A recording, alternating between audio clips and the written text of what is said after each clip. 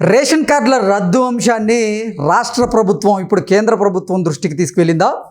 కేంద్ర ప్రభుత్వం రేషన్ కార్డుల విషయంలో ప్రక్షాళన చేయాలనే ప్రయత్నం చేస్తోందా? పౌర సరఫరాల శాఖ మంత్రి నాదెండ్ల మనోహర్ మీద కొన్ని ఆరోపణలు వస్తున్నాయా? ఇప్పుడు ఆ ఆరోపణలు ఢిల్లీ వరకు చేరాయా?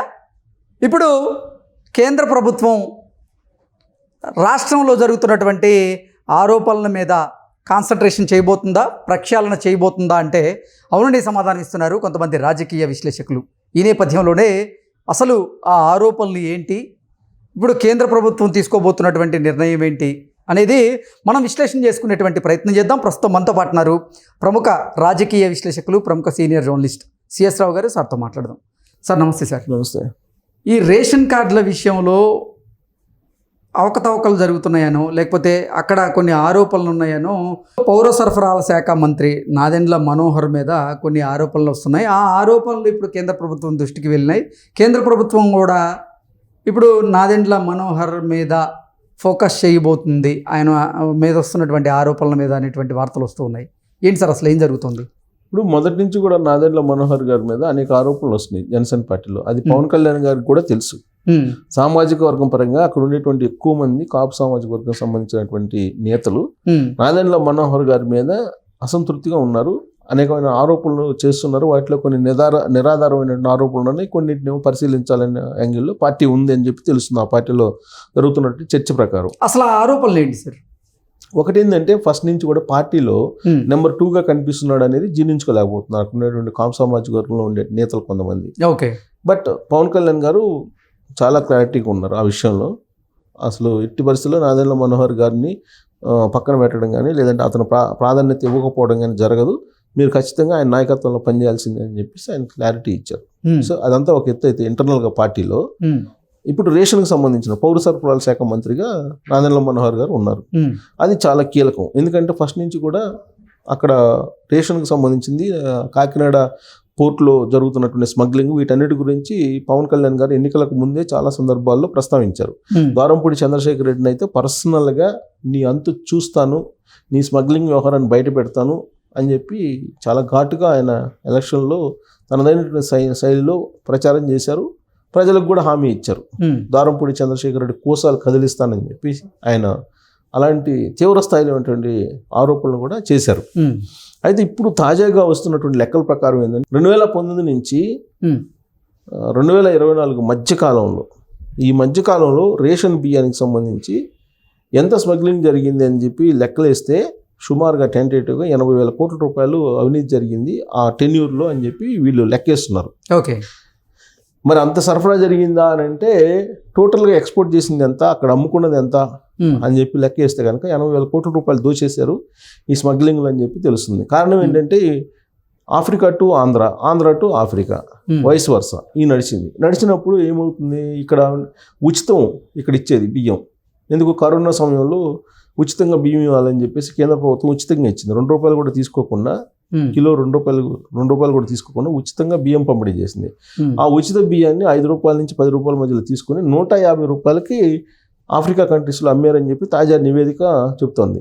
ఆ లెక్కన మీరు టోటల్గా ఎక్స్పోర్ట్ అయినటువంటి రైస్ని ఎవరైతే స్మగ్లర్స్ ఉన్నారో వాళ్ళు సంపాదించినటువంటి సంపదని లెక్కేసుకుంటే 80,000 కోట్ల రూపాయలు 2019 నుంచి 2024 మధ్యకాలంలో జగన్మోహన్ రెడ్డి గారు ముఖ్యమంత్రిగా ఉన్నప్పుడు దోచేసినటువంటి అక్రమ సంపాదన అని చెప్పి లెక్క తెలుస్తున్నారు. అయితే 2024లో ప్రభుత్వం మారింది. ప్రభుత్వం మారిన తర్వాత ఈ స్మగ్లింగ్ని అయితే ఆపాలి కదా. తర్వాత ఈ ఎక్స్పోర్ట్స్ ఏదైతే ఉన్నాయో వాటిని అడ్డుకట్టు వేయాలి. ప్లస్ పౌర సరఫరాల శాఖ పరిధిలో ఉన్నటువంటి రేషన్ బియ్యం తరలించకుండా ఓడరేవుకి చెక్ పాయింట్స్ పెట్టాలి, చెక్ పోస్టులు పెట్టాలి. బట్ 6 నెలల తర్వాత కూడా పరిస్థితి మారలేదు అంటానికి ఇటీవల కాలంలో బయటపడినటువంటి ఇష్యూస్. వాటిలో ఏంటి, ఫస్ట్ పవన్ కళ్యాణ్ గారు సీజ్ ద షిప్ అని చెప్పి ఆయన డీప్ షిప్ సీలోకి వెళ్ళిపోయారు. అక్కడికి వెళ్ళి ఆయన హడావుడి చేసేంత వరకు కూడా రేషన్ బియ్యం కాకినాడ ఓడరేవుకి యథేచ్ఛగా సరఫరా అవుతున్నాయి.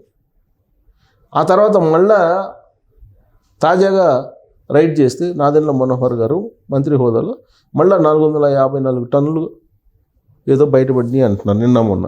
అంతకుముందు పవన్ కళ్యాణ్ గారు వెళ్ళినప్పుడు 680 సుమారుగా 684 టన్నుల బియ్యం స్మగ్లింగ్ రేషన్ బియ్యం వెళ్తున్నాయి అని చెప్పినారు. సరే, పవన్ కళ్యాణ్ గారు రంగంలో దిగిన తర్వాత కూడా తాజాగా మళ్ళీ మంత్రి తనిఖీ చేస్తే అక్కడ రేషన్ బియ్యం ఎలా దొరుకుతాయి అంటే రేషన్ బియ్యం స్మగ్లింగ్ని ఎవరు ఆపలేకపోతున్నారు. దానికి కారణం ఎవరు? దానికి ఆ వైఫల్యాన్ని ఎవరి ఖాతాలో వేయాలి అని అంటే పౌర సరఫరాల శాఖ మంత్రి ఖాతాలో వేయాలి, లేదంటే జనసేన పార్టీ ఖాతాలో వేయాలి.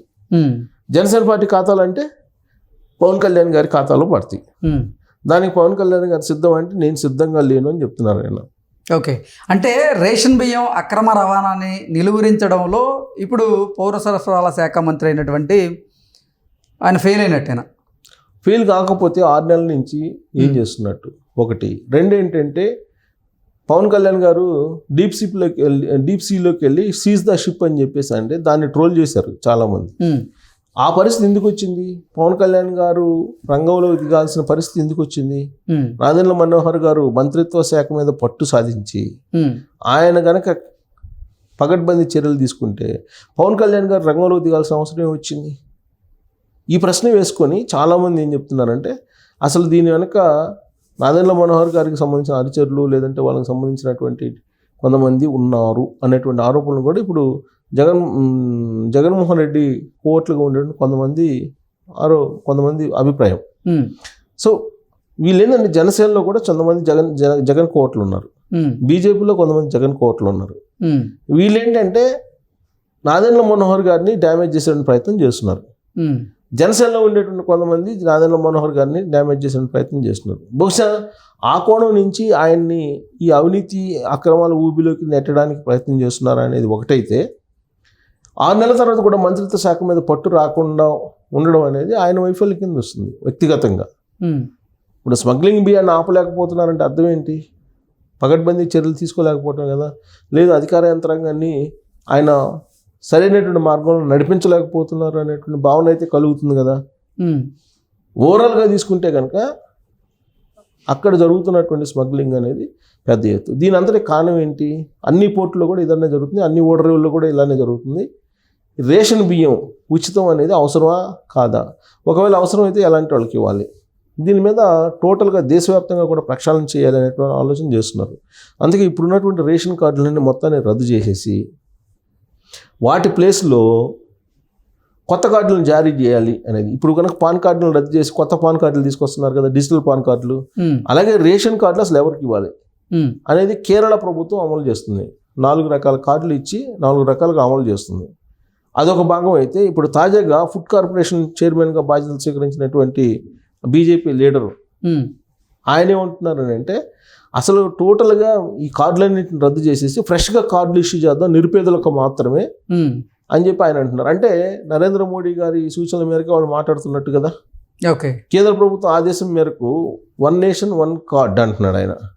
ఆయన ఆదేశం మేరకు ఇప్పుడున్నట్టు కార్డులు మొత్తాన్ని రద్దు చేసేసి దానికి ఒక సైంటిఫిక్ మెథడాలజీని తీసుకొచ్చి మొత్తం రద్దు చేసేది తప్ప ఈ స్మగ్లింగ్ అరికట్టలేము అనేటువంటి యాంగిల్లో ఇప్పుడు కేంద్ర ప్రభుత్వం ఉంది అని చెప్పి తెలుస్తుంది. అది బీజేపీ నాయకుడే బయట పెట్టారు. సో కాబట్టి రాబోయే రోజుల్లో రేషన్ కార్డులు రద్దు చేయడానికే ఎక్కువ అవకాశం ఉంది. ఆ మేరకు ఢిల్లీ నుంచి సంకేతాలు చంద్రబాబు నాయుడు గారికి కూడా అందాయి అని చెప్పి ఇప్పుడు పార్టీలో అంతర్గతంగా చర్చ జరుగుతుంది. అదే నిజమైతే కనుక రేషన్ కార్డులని పూర్తి స్థాయిలో రద్దు చేసేటువంటి అవకాశం ఉంది. నిరుపేదలకు మాత్రమే బియ్యం ఇచ్చే అవకాశం ఉంది. Okay sir, thank you so much.